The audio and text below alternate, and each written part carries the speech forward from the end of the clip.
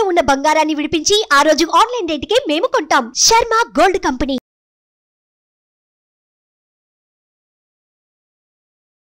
Hi, welcome to our channel. ఈరోజు మనతో పాటు ఉన్నారు ప్రముఖ జ్యోతిష వాస్తు పండితులు, జ్యోతిష వాస్తు శిక్షణ నిపుణులు, మహాగౌరి ఉపాసకులు శ్రీ దింటకుర్తి మురళీకృష్ణ గారు. నమస్కారం గురువు గారు. నమస్తే నాన్న. హరి ఓం శివ. సార్, ఉగాది తర్వాత వసంత నవరాత్రులు ఉన్నాయి. 9 రోజులు ఆ వసంత నవరాత్రులు చేస్తే ఎలాంటి ఫలితం ఉంటుంది? అసలు ఆ వసంత నవరాత్రులు ఎలా చేయాలంటారు? మనకి సంవత్సరంలో ఎన్ని నవరాత్రులు వస్తాయి తెలుసా? తెలియదు సార్. తెలియదు. మాఘమాసంలో వచ్చే మాఘ నవరాత్రులు, ఓకే. నెక్స్ట్ మనకి చైత్రమాసంలో వచ్చే వసంత నవరాత్రులు, దీన్ని లలిత నవరాత్రులు అని కూడా అంటారు. మనం లాస్ట్ ఇయర్ ఈ వసంత నవరాత్రుల్లోనే సహస్రచండి సహిత మహారుద్ర సహిత దశ మహావిద్య మహాయాగం హైదరాబాద్లో నిర్వహించాం కదా. చాలా అద్భుతమైన కార్యక్రమం. ఈ వసంత నవరాత్రుల గురించి మాట్లాడుతుంటే అవన్నీ కూడా మనకి మెమరైజ్ అవుతున్నాయి, రికలెక్ట్ అవుతున్నాయి అన్ని. వసంత నవరాత్రుల తర్వాత ఆషాఢంలో వచ్చే గుప్త నవరాత్రులు, ఓకే. మళ్ళీ ఆశ్వేజ మాసంలో వచ్చే దుర్గా నవరాత్రులు, శరన్నవరాత్రులు, మొత్తం 4 నవరాత్రులు ఉంటాయి. ఈ 4 నవరాత్రుల్లో కూడా ఎవరైతే దేవి ఉపాసన చేస్తారో వాళ్ళన్నీ ప్రతిదీ చాలా ఇంపార్టెంట్. ప్రతి నవరాత్రి కూడా చాలా ఇంపార్టెంట్. అత్యంత ఇంపార్టెంట్ అయింది ఈ వసంత నవరాత్రులు.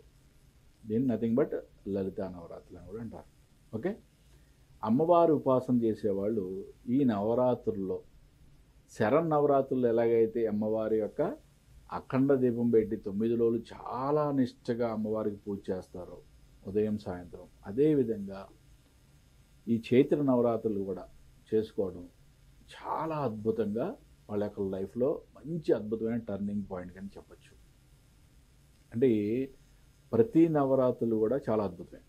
మనకు రాబోయే ఆషాఢ నవరాత్రులు, గుప్త నవరాత్రులు అంటే గుప్తంగా అంటే ఎవరికి చెప్పొద్దు అని కాదు. గుప్త నవరాత్రులు అంటే చాలా అద్భుతమైన ఫలితాలు ఇచ్చే నవరాత్రులు ఇవన్నీ కూడా.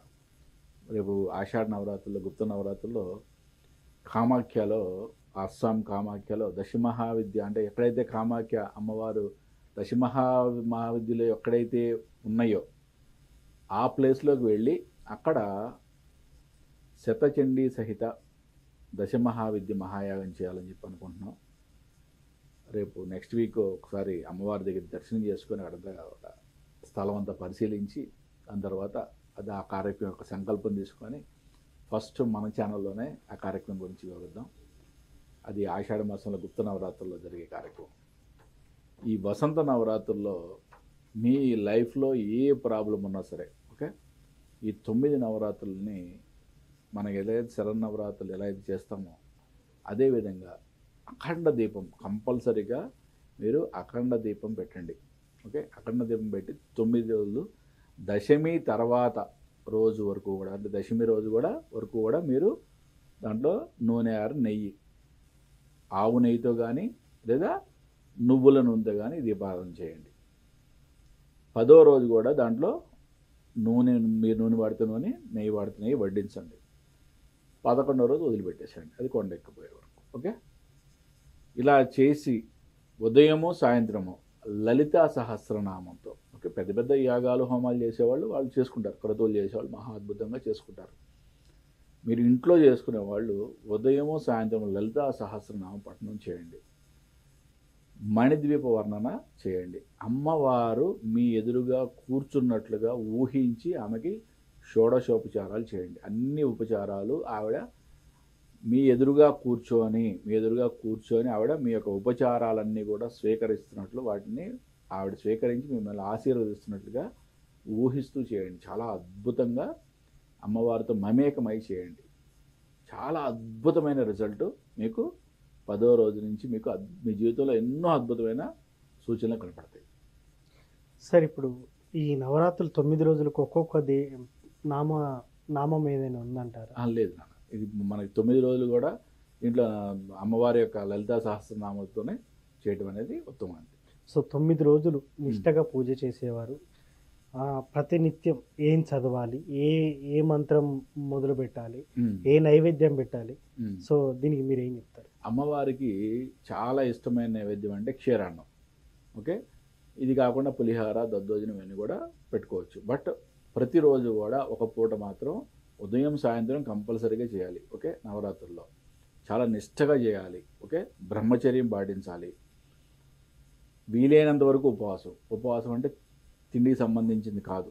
ఓకే, మరీ చెప్తున్నా, మీరు ఆఫీస్కి వెళ్ళేవాళ్ళు ఆఫీస్కి వెళ్ళండి, బట్ ఉదయము మళ్ళీ సాయంత్రం తిరిగి వచ్చిన తర్వాత అమ్మవారితో ఎక్కువసేపు గడపండి.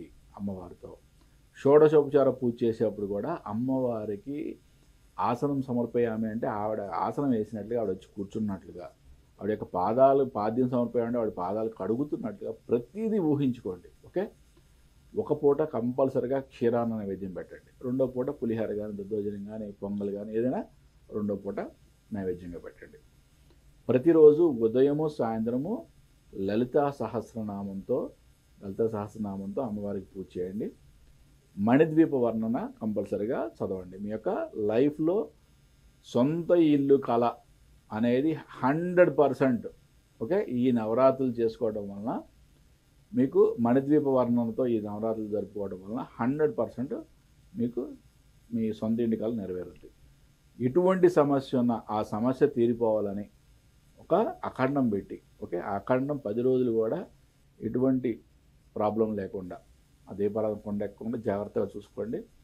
ఆ సమస్య ఎటువంటి సమస్య అయినా సరే, కోర్టు వ్యవహారం అనివ్వండి, ఇంకేదైనా వ్యవహారం అనివ్వండి, ఆ అఖండం 10 రోజులు అద్భుతంగా ఉందా మీ లైఫ్లో ఆ సమస్య తీరిపోవడం గ్యారెంటీ. సో నిజంగా సార్, వసంత నవరాత్రులు అంటే ఉగాది ఉదయం నుంచే మొదలు పెట్టాలి సార్? ఉగాది తర్వాత ఓకే, ఉగాది రోజు నుంచి మొదలు పెట్టాలి సార్. ఈ 9వ రోజు చివరిగా ముగిసే రోజు కదా, ఆ రోజు ఇంకేమైనా ప్రత్యేకంగా చేయాల్సి ఉంటుందంటారు? అంటే శక్తి కొలది ఇప్పుడు కూడా మనం ఇంట్లో వరకు చేసుకున్నప్పుడు మామూలుగానే చేసుకోండి. ఓకే, బట్ శక్తి ఉంటే కనుక అమ్మవారి హోమం కూడా జరిపించి దాన్ని ఆ క్రతువును ముగించడం అనేది చాలా మంచిది. అలా కాకుండా పెద్ద పెద్ద యాగాలు, హోమాలు చేసేవాళ్ళు వాళ్ళు ఎలాగో ఆ కార్యక్రమాన్ని కూడా 10 రోజులు చక్కగా అద్భుతంగా చేసుకుంటారు. మనం ఇంట్లో చేసుకునేప్పుడు మాత్రం నవరాత్రులు అన్నీ కూడా కంప్లీట్ చేసుకోవాలి. మీ శక్తి ఉంది అంటే కనుక చివరి రోజు అమ్మవారి యొక్క హోమం చేసి 10 మంది కన్నా, అట్లీస్ట్ 10 మంది కన్నా అన్నదానం చేయడం అనేది ఒక మంచి సూచన. Thank you sir. వసంత నవరాత్రులు ఎలా చేయాలి, ఎలా చేస్తే మంచి ఫలితం ఉంటుందని చాలా చక్కగా చెప్పారు. Thank you sir. నమస్తే నాన్న. హరి ఓం. సో చూసారు కదా, ఉగాది రోజు నుండి వసంత నవరాత్రులు ఆ 9 రోజుల పాటు చేస్తే ఖచ్చితంగా సొంత ఇంటి కళను అయితే ముఖ్యంగా నెరవేరే అవకాశం ఉందని గురువుగారు చెప్తున్నారు. దాంతోపాటు ఇంకా రకరకాల సమస్యలతో ఏదైతే బాధపడుతున్నారో అది కూడా తొలగిపోయే అవకాశం ఉందని గురువుగారు మాటల్లో తెలుసుకున్నాం. ఇది వాటి కార్యక్రమం. మరో కార్యక్రమంలో మళ్ళీ కలుద్దాం. Thank you. సుమన్ టీవీలో మీ పర్సనల్ అండ్ బిజినెస్ ప్రమోషన్స్ కోసం కింది నెంబర్కి కాంటాక్ట్ చేయండి.